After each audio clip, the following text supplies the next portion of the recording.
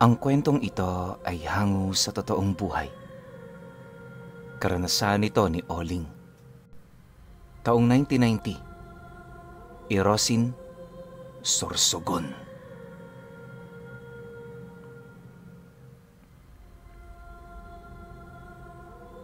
Itong mga panahong ito, pagbebenta ng graba at buhangin ang kasalukuyang trabaho ni Oling sa kanilang lugar.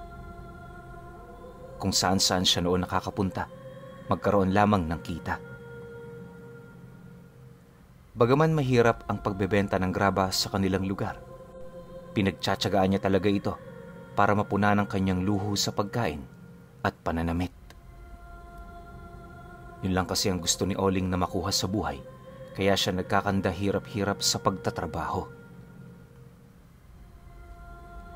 Kung hindi ninyo na itatanong, matagal na rin siyang bumukod sa kanyang pamilya. Ang naging rason kung bakit humantong siya sa ganon ay dahil sa nagkaroon sila ng alitan ng kanyang ama. Sapilitan siya nitong pinalayas, kaya kahit mahirap sa kanyang lisanin ang kanilang pamamahay, nagpakatatag talaga siya. Noong una, napakahirap para sa kanya na mabuhay araw-araw, pero sa katagalan naging pangkaraniwan na rin sa kanya ang ganoong sitwasyon. Upang malayo rin siya sa depresyon, ibinaling niya sa mga bagay na kanyang gusto ang kanyang atensyon. Ayon pa kay Oling na marami siyang pinagdaan ng hirap para lamang makamit ang ganoong buhay. Bagaman nakakaluwag, pinili niyang isikreto ito nang sa gayoy hindi na siya mapakinabangan pa ng kanyang mga magulang. Kahit kasi totoo niya yung pamilya, sadyang hindi matumbasan ang kahihiyan at galit niyang naramdaman. Pakiramdam nga niya noon, hindi siya totoong anak dahil sa kakaiba nitong pagtrato sa kanya. Lahat na rin yata ng pang-aalipusta at pangmamaltrato naranasan na niya, kaya umabot sa puntong naglakas loob na siyang tumayo sa kanyang sariling mga paa. Sa loob ng 3 taon niyang pamumuhay ng mag-isa, lubos niya talaga noong iniwasan ang mga tuksong magbibigay ng matinding responsibilidad sa kanya. Isa na rito ang pag-ibig dahil sa alam niyang isa itong malaking pasanin. Hindi yun parang kanina sa oras na naisubo mo na. Pwedeng-pwede mo pang iluwa kapag napaso ka. Yun ang palaging itinatatak ni Oling sa kanyang isipan para hindi siya mahulog sa responsibilidad ng pag-aasawa. Dahil sa ganun niyang paniniwala, mas lalo naman siyang hinahabol ng iilang babae sa lugar nila. Hindi man kasi sa pagmamayabang, pero may itsura rin itong si Oling kahit papaano. Kayumanggi na makinis ang kanyang balat, tapos dahil sa pagbubuhat ng sako-sakong graba, nagkaroon ng magandang hubog ang katawan niya. Malakas din ang kanyang dating sa mga babae, kaya kahit saang lugar siya pumunta, talaga namang may nakakapansin sa kanya. Gayunpaman, sa kabila ng biyayang yon, iniiwasan niya pa ring mahulog sa kahit na sino. Upang magawa ito, sa lahat ng oras at pagkakataon, lumalayo siya sa mga dalagang alam niyang may pagtingin sa kanya. Ang kaso lang, sa kakapili at kakapili ni Oling, nakita niya ang pag-ibig na kanyang iniiwasan sa isang matandang bao sa lugar ng Irosin. Hindi niya mawari kung papaano niya yun natipuhan, pero marami ang nagsasabi, biktima siya ng gayuman nito. Ilang beses na rin niya yung sinubukang ipabasag, ang kaso lang hindi tumatalab ang ipinapagawa niyang pangontra. Hindi naglaon, napansin na lamang ni Oling, nakatira na sila sa iisang bubong ng matandang yon. Ang nakakapagtaka lang, tuwing lumalabas silang dalawa, para bang suportado pa sila ng mga taong nasa paligid nila. Bukod kasi sa walang nang didiskita, lahat yon masayang makita silang magkasama. Magmula naman noong sumama na siya sa matandang bao, unti-unti na rin niyang tinalikuran ang pagtatrabaho ng todo sa grabahan. Minsan kapag nabuburyong siya, naglalako siya nito pero hindi naman ganun karami. Yung mga parokyano nga niya, sinusuhulan na siya ng malaki, ngunit hindi ito pinapaboran ng kanyang asawa. Mas gusto kasi nitong palagi lang siyang malapit dahil masyado itong selosa. Ayon nga kay Oling na madalas siyang mapaaway kapag magkasama silang dalawa. Galit na galit kasi yon sa mga babaeng tumitingin sa kanya na para bang isang krimen ang pagsilay ng mga ito sa kanya. Imbis din na magalit siya, mas nag-aalala pa siya sa sitwasyon nito na para bang sa lahat ng oras at pagkakataon, ang babaeng yon ang kanyang inuuna. Nang mapagtanto naman niyang parang may mali na sa pagsasama nila, hindi na siya nagdalawang isip na muling magpakonsulta sa isang albularyo. Isang hapon, nang umalis yung matanda, dali-dali siyang tumungo sa bahay ng albularyo para ilahad ang kanyang mga hinaing. Bagaman limitado lang ang kanyang oras, pinilit naman niyang ipaintindi rito ang mga bagay na kasalukuyang nangyayari. Nang marinig naman ng albularyo ang kanyang istorya, ito na rin mismo ang nagkumpirma na tunay ngang nagayuma siya. Ang kaso lang, kahit may alam itong pangontra para rito, hindi siya nito matutulungan. Umiiwas din kasi ang albularyong yun sa babaeng kinakasama niya dahil sa aral na tanga nito. Pagtatapat pa nito sa kanya na wala siyang kaide-ideya ukol sa totoong pagkatao ng matanda. Dagdag pa ng albularyo, mas mainam na pakisamahan na lang niya ito hanggang sa yon ay mamatay. Yun lang din kasi ang nag-iisang paraan para maging maayos ang kahinatnan ng buhay niya. Nang marinig naman ni Oling ang sinabi ng albularyo, di naman niya maiwasang magtanong, gawa ng pakiramdam niya takot na takot din yun sa babaeng kanyang kinakasama. Pagkarinig naman ito sa kanyang sinabi, bigla naman yung tumahimik, sabay tingin sa kanya habang nagwiwika ng, "Wala kang ideya, Oling, kung sino yung kinakasama mo. Baka pag nalaman mo kung ano pa ang gawin mo."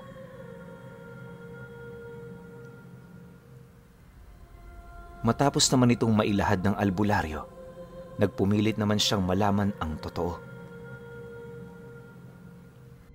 Sa pagpapatuloy ng kanilang pag-uusap, napag-alaman naman niyang aswang pala ang matandang yon. Hindi lang aswang dahil sanahana yon sa lahi ng mga Amorawon na bukod tanging lahi ng mga aswang na may kakayahang gumaya ng kahit na anong aral ng kaliwa. Sa estado ng kinakasama niya, panggagayuma ang natipuhan nitong kunin. Dagdag pa ng albularyo, matagal na yon sa ganoong anyo, kaya nire-respeto lang nila ito. Alam din kasi nilang hindi yun nananalo, kung kaya't ipinaubaya na lamang nila yon sa mga albularyong naninirahan sa mga karatig baryo. Yun nga lang, dahil sa ganoong kakayahan ng matanda, napakadali para rito ang makatakas sa anumang panganib. Isipin nyo na lang, lahat ng aswang na alam nyo, kayang-kaya nitong nakawan ng abilidad. Maging ang kakayahan nga ng maranhig, hindi pinapalampas ng ganoong aswang. Dahil sa kakayahan nilang yon, kung kaya't isa ang lahi nila sa mga itinuturing na kilabot ng mga albularyo. Hanggat maaari din, iniiwasan nila ito, lalo pat napakahilig nito sa gulo. Kung iisipin kasi, mababait naman ang mga Amorawon. Yun nga lang, hindi sila ang tipong nagpapaapi. Kapag nakaramdam yon ng kakaiba sa isang tao, gagawa yun ng paraan para mapahamak ito.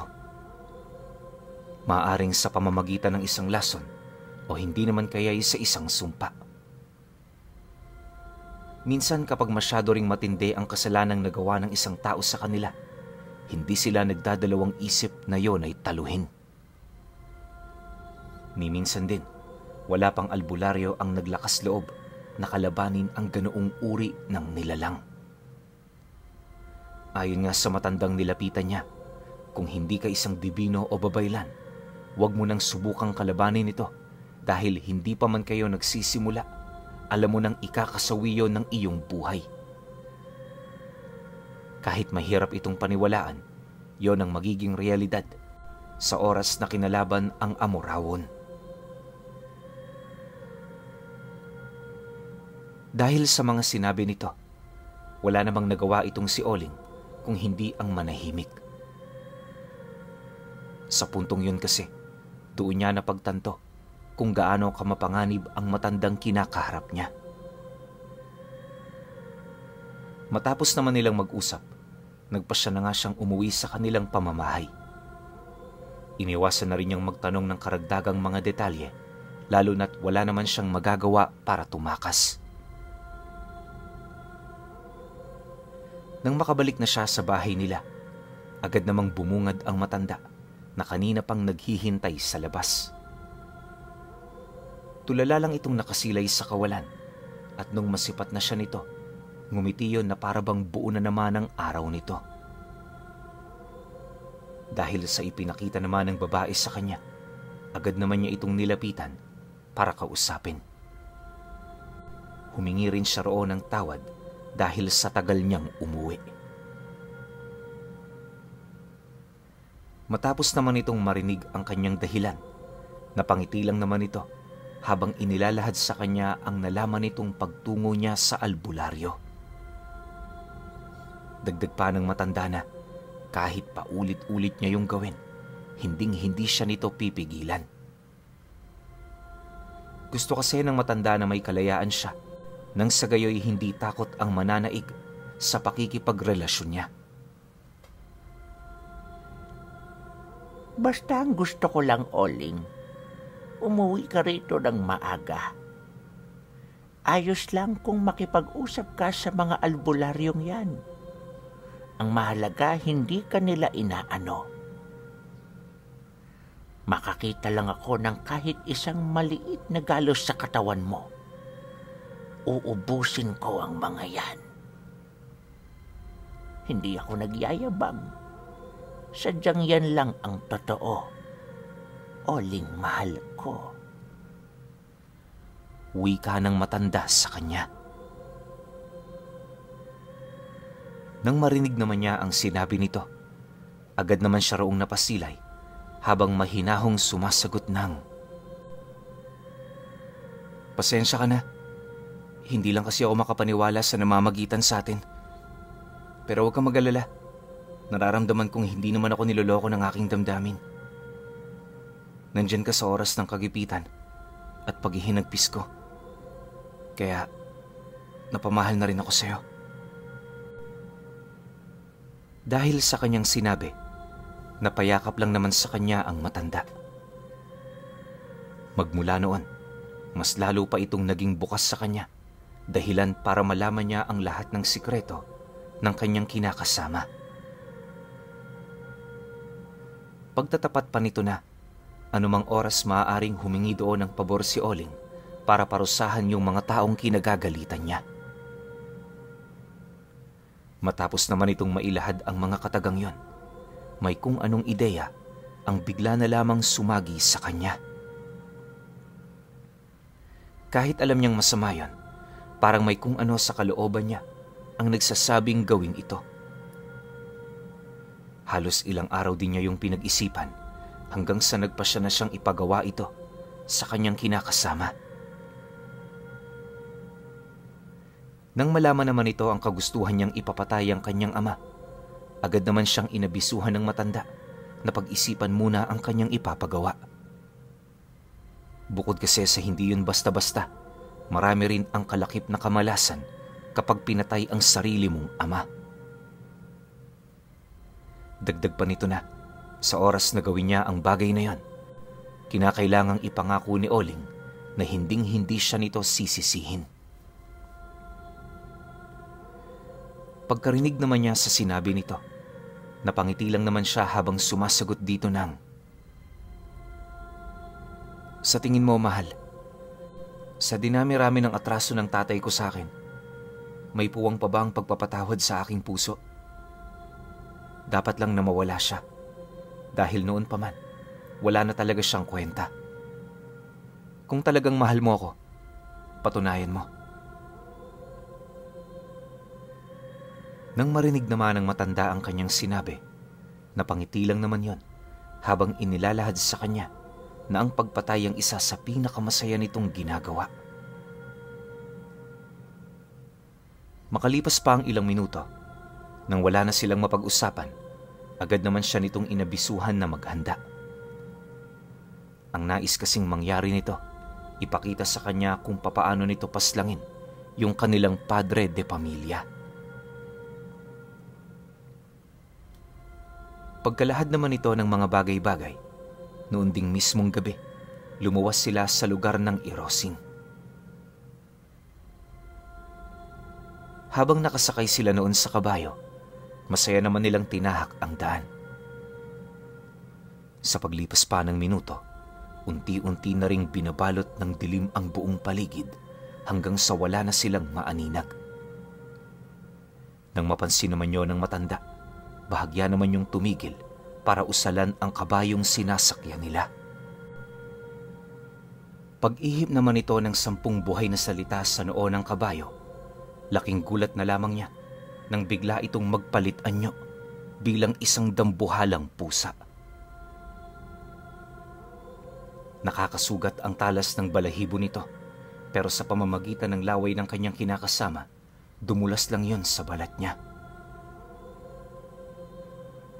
Pagsakay naman nila sa nilalang, mabilis naman itong tinahak ang daan patungo sa iniwan niyang baryo.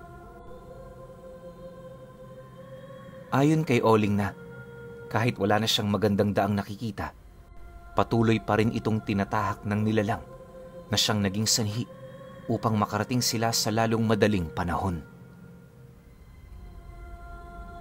Pagsilay naman ni Oling sa dati nilang pamamahay, nasipat niya sa labas nito yung kanyang ama at mga kapatid na abalang-abala sa pag-iinuman. Sa pagpapatuloy naman ng kanilang pagmamasid, inaasahan na niyang lasing na ang mga ito, gawa ng kahit magkalapit lang ang kanilang kausap, hindi pa nila maiwasang magsigawan. Maya-maya pa, nang maestima na ng matanda ang kanyang plano, dali-dali naman yung lumapit para ipaturo sa kanya kung sino sa mga taong yon ang kanyang ama. Nang marinig naman niya ang sinabi nito, agad naman niyang itinuro ang isang lalaki na nakaupo sa pinakagitnang bahagi. Inilahad niya rin sa kinakasama niya lahat ng mga kainuman nito, purong kapatid niya. Muli niya ring ipinaalala, ama niya lang ang kinakailangang mamatay sa gabing yon. Nang marinig naman yon ng matanda, tumangulang naman ito habang nagpapalit anyo. Paghawak naman ito sa lupa, laking gulat na lamang niya nang bigla itong maglaho. Sa pagbalik ng katahimikan sa buong paligid, matyaga naman niyang pinagmasdan ng mga taong iyon na nagkakasiyahan. Makalipas pa ang ilang minutong pagmamasid, doon na niya unti-unting naririnig ang paksa na pinag-uusapan ng mga ito. Napansin niyang tungkol yon sa mga aswang, kaya napag-isip-isip niya, sakto lang ang isinasagawa nilang plano. Maya-maya pa, nang mabanggit na ng kanyang ama na hindi totoo ang tungkol sa mga nilalang na yon, doon naman niya nakita ang kanyang kinakasama na nag-anyo bilang isang malaking banog. Paulit-ulit itong umikot sa himpapawid, ngunit sa kasamaang palad, hindi ito napansin ng dati niyang pamilya. Nang makaramdam naman ng pagkainip yung matanda, bigla naman itong inihulog sa sentro ng mesa ang isang buong hita ng tao na nabubulok na. Pagsilay naman doon ang kanyang mga kapatid, dali-dali naman yung nagsipulasan kung saan hindi na yon pinag-aksehan pang sundan ng kanilang padre de pamilya. Dahil sa ipinamalas nitong katapangan, napilitan namang bumaba sa bakuran ng matanda upang subukin ang tapang nito. Pagkaharap naman nilang dalawa, mabilis naman yung nagpalit ng anyo kung saan ito na rin ang naging hudyat sa kanyang ama para tumayo. Nang magkatitigan na ang dalawa, rinig na rinig ni Oling ang pagsalita ng kanyang ama na nagsasabi ng, Kahit sino ka pa, hindi mo masisindak. Mapatay mo man ako, pero ipinapangako ko sa'yo mamamatay ako na lumalaban.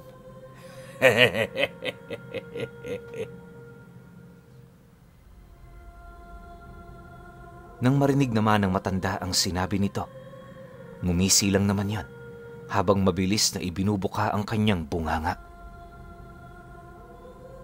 Pagpakita naman niya rito ng matatalas niyang kuko, agad namang kumuha ng upuan ng tatay ni Oling na siya namang dali-daling hinila nito habang mabilis na tumatakbo papalapit sa nilalang.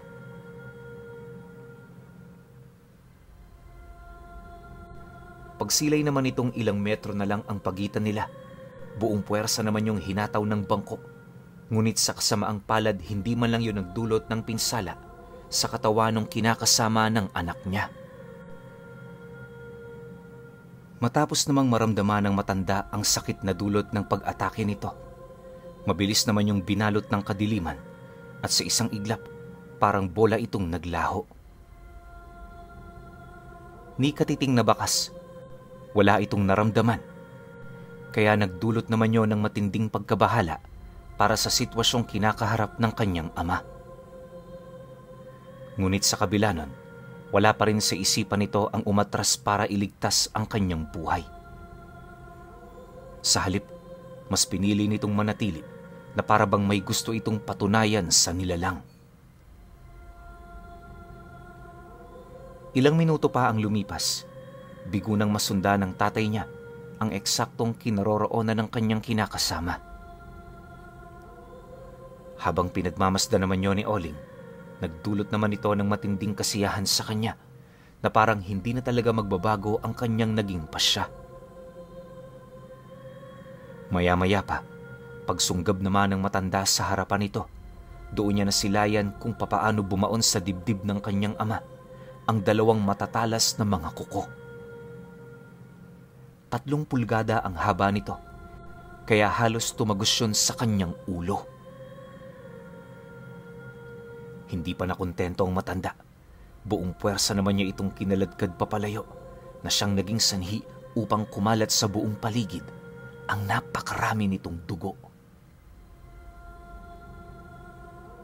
Matapos ang pangyayaring yan, agad namang tumakas ang matanda, bit-bit ang naghihingalong bangkay ng kanyang ama. Pagdating naman ito sa kinaroroonan niya, agad naman itong binitawan ang labi ng tatay niya habang mabilis na nagpapalit anyo. Paghupa naman ng tensyon sa buong lugar, nasipat niya ang matanda na tahimik lang na nagmamasid sa kanya habang kaharap niya ang naghihingalong bangkay ng tatay niya. Sabihin mo, masaya ka ba sa ipinagawa mong ito? Sa dinami-rami ng taong nakilala ko, ikaw lamang ang bukod tangi. Hindi ka marunong tumanaw ng utang na loob sa taong minsang nag-alaga sa iyo. Pero huwag kang mag-alala. Hindi kita hinuhusgahan. Alam kong may rason ka kung bakit mo pinagawa ang bagay na ito. Wika ng matanda sa kanya. Nang marinig naman ni Oling ang sinabi nito, agad naman niyang tinakpan sa ulo ang naghihingalong katawan ng tatay niya. Sabay sagot doon ng, Marami ang klase ng ama. At hindi lahat pwede mong pakitaan ng utang na loob. Alam mo ba, ilang beses na ako nitong muntik-muntikang patayin. Sobrang higpit nito sa akin. Pero sa iba kong mga kapatid, napakaganda ng kanyang ipinapakitang ugali. Minsan nga, napag-isip-isip kong hindi niya ako tunay na anak. Mas mainam na rin ganun para hindi ako gaanong masaktan. Matapos naman yung mailahad ni Oling, paulit-ulit niya pa yung pinagtatadyakan hanggang sa manawa na siya. Maya-maya pa, nang magpasya na siyang umuwi, agad naman siyang nakiusap sa kanyang kasintahan na kung maaari ipakain sa mga balbal ang naiwan nitong labi. Kahit kasi tumawid yun sa kabilang buhay, nais pa rin niyang maipalasap dito ang pait ng kanyang pinagdaanan. Dahil sa kanyang abiso, wala namang nagawa ang matanda kung hindi ang sumunod. Pagtawag naman ito ng balbal, dali-dali naman silang sumakay sa dambuhalang pusa para umuwi na. Kasabay din ng paglisan niya sa lugar na yon ay ang paglimot niya sa lahat ng kanyang kadugo na naiwan. Inaasahan na kasi noon ni Oling na matutuldukan na ang lahat ng kanyang galit kung saan ito naman ang magbibigay daan para sa panibagong buhay na kanyang tatahakin kasama ang kanyang kasintahan. Subalit lingid sa kanyang kaalaman, may problema pa palang darating. Ilang araw lang ang lumipas ng pagkawala ng kanyang ama. May dumayo sa lugar nila ng mga albularyong nagmula pa sa baryo na pinuntahan nila. Pagramdam naman ng kanyang kinakasama sa kakaiba nitong presensya, agad naman siya nitong inabisuhan na wag na munang pumunta kung saan-saang lugar. Mariin din itong inilahad. Sila ang pakay ng mga ito, kaya kinakailangan na rin nilang maghanda. Pagkarinig naman ni Oling sa sinabi ng kanyang kasintahan, maigi naman niyang pinagmasdan ng buong paligid nang sa gayoy maging handa sila sa mga paparating na banta. Pagsapit naman ng gabi ng Biyernes, habang nakaupo siya sa sala malapit sa bintana, may nasipat siyang grupo ng mga kalalakihan na naglalakad, bitbit ang mga lente at sulo. Akala niya may pupuntahan lang yon sa lugar malapit sa pinagtitirahan niya, pero pagharap naman ito sa kanyang pamamahay, bigla naman yung tumigil na para bang may kung ano itong pakay. Dahil sa ginawa ng mga panauhing yon, agad namang lumapit sa kanya ang matanda para manood. Nang mapansin naman ito ang pag-uusal ng mga panauhing yon, dali-dali naman siya nitong inutusan na isarado ang bintana.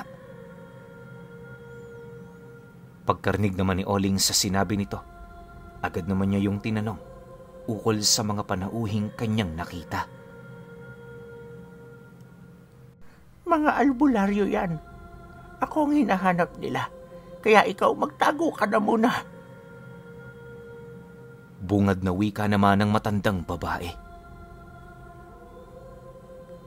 Nang marinig naman niya ang sinabi nito, dali-dali naman siyang kumubli sa ilalim ng mesa na pinagkakainan nila. Pagsilay naman ng matanda sa kanyang ginawa, napangiti lang naman ito habang inaabisuhan siyang huwag gaanong mag-alala dahil wala namang masamang mangyayari sa kanya. Matapos naman itong makapagsalita, voluntaryo naman yung lumabas ng bahay para kaharapin ang mga panauhing yon. Bago magsimula ang gulo, pilit naman yung kinausap ng matanda nang sa gayoy malaman ng mga albularyo ang nilalang na kinakaharap nila. Ngunit sa kabila ng mga babala nito, hindi pa rin yung nagpasindak, dahilan para mapilitan na yung magpalit anyo. Pagbungad naman sa mga ito ng isang nakakapangilabot na nilalang, agad naman itong inihanda ang kanilang mga armas na binubuo ng kalis, krus at iba pang kagamitan na may basbas ng itaas. Pagsilay naman doon ng amorawon, bigla naman itong inilapat sa lupa ang kanyang kamay kung saan mabilis itong kinapitan ng mga luwad na may halong bato. Yon ang nagsisilbing pangunahing baluti nito upang maiwasan ang sumpa at pangontrang dulot ng armas ng mga antingero. Matapos naman itong maihanda ng kinakasama ni Oling, walang patid naman itong sinunggaba ng mga taong yon. Sa isang iglap, nagkaroon ng paglalaban sa lugar kung saan kahit marami ang mga antingerong nagtutulong-tulong, hindi yun sapat para mapangibabawan ang lakas ng matanda. Sa kasagsagan ng kanilang pagbubunok, una namang napansin ng mga ito ay yung kawalan ng bisa ng kanilang mga armas dahil sa baluting gawa sa lupa ng matanda. Makalipas pa ang ilang minutong pakikipaglaban, kitang-kita ni Oling kung papaano matalo ang mga antingerong yon. Kahit anong pamamaraan ang gawin nila, sadyang hindi ito sapat para mapangibabawan ang isang amorawon. Maya-maya pa, nang mapagtanto naman ng matandang nanghihina na ang mga ito, agad naman niya yung dinisarmahan, sabay utos dito na tumakbo papalayo. Ipinangako rin ng matanda sa mga ito, hindi niya yun papaslangin kung susunod lang ito sa kanyang nais. Akala ng kinakasama ni Oling ganun nga ang gagawin ng mga taong yon, ngunit nagkamali siya. Pagsilay naman niyang papasugod pa ito kahit wala nang dalang mga armas, agad naman yung nag-ihip ng 5 buhay na salita sa hangin na siyang naging sanhi upang magsiatungal ang hindi mabilang na mga aswang na nanginginain sa buong lugar. Mabilis yung sumugod patungo sa kanyang bahay kung saan pagsilay naman ng mga ito sa mga antingero, walang habas naman nila itong sinagpangan, sabay dagit papaitaas ng kalangitan. Sa sobrang dami ng mga ito, segundo lang din ang dumaan bago maglaho ang sigaw ng mga antingerong yon. Matapos ang mga pangyayari, agad namang nagpalit anyo ang matanda, sabay pasok sa kanilang tahanan. Magmula noon, wala nang gumambala pa sa kanila.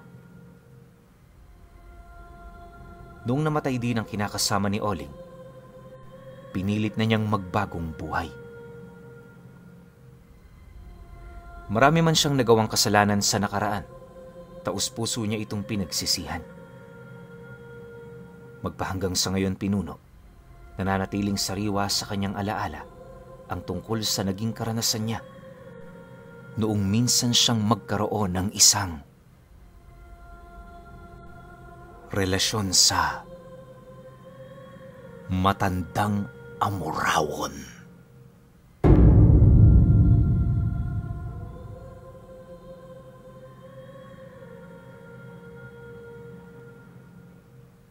Okay.